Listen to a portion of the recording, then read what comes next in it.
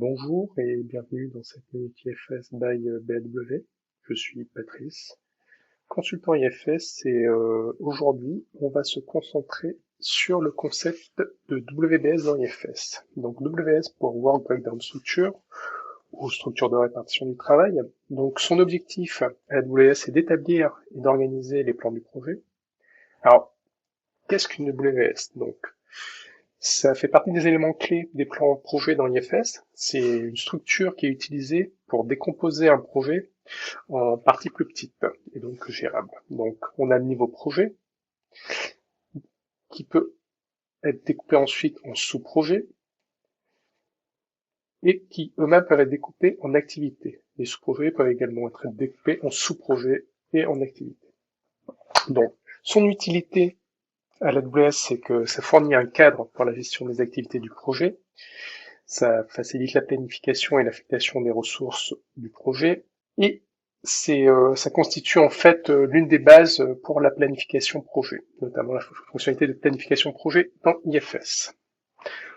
Donc là, c'est une illustration de ce que ça représente dans l'outil. Donc au niveau de la WBS, donc niveau projet, sous-projet, activité.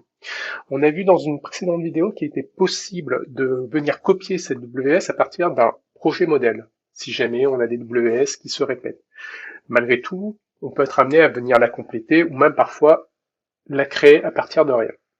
Donc, à ce moment-là, si on doit rajouter un nouveau sous-projet ou si on doit venir compléter, on va se positionner au niveau projet. Donc ici, on va cliquer sur le bouton nouveau sous-projet, lui donner son identifiant, une description associée et enregistrer. Donc vous voyez, mon nouveau sous-projet apparaît ici. Si jamais je souhaite rattacher de nouvelles activités à ce sous-projet, je me positionne sur ce sous-projet et je vais venir faire nouvelle activité. Je lui donne son identifiant, une description associée.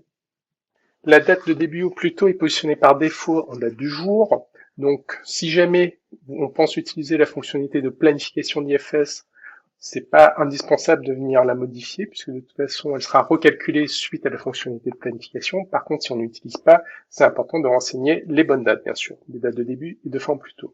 On peut également travailler par le volume de jours associés à cette activité. C'est-à-dire que plutôt que de saisir date de fin, je vais ici spécifier qu'il me faut 10 jours. Je vais enregistrer et faire nouveau pour continuer à créer d'autres activités. Hop.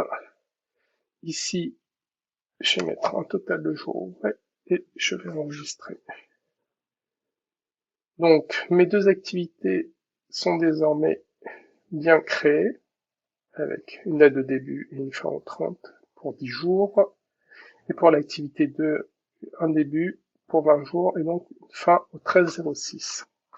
À partir du moment où on a créé nos activités sous projet, on peut être amené à se dire qu'au final, la structure doit être mise à jour et que cette activité, je souhaite potentiellement la rattacher au sous-projet 2 plutôt que au sous-projet test.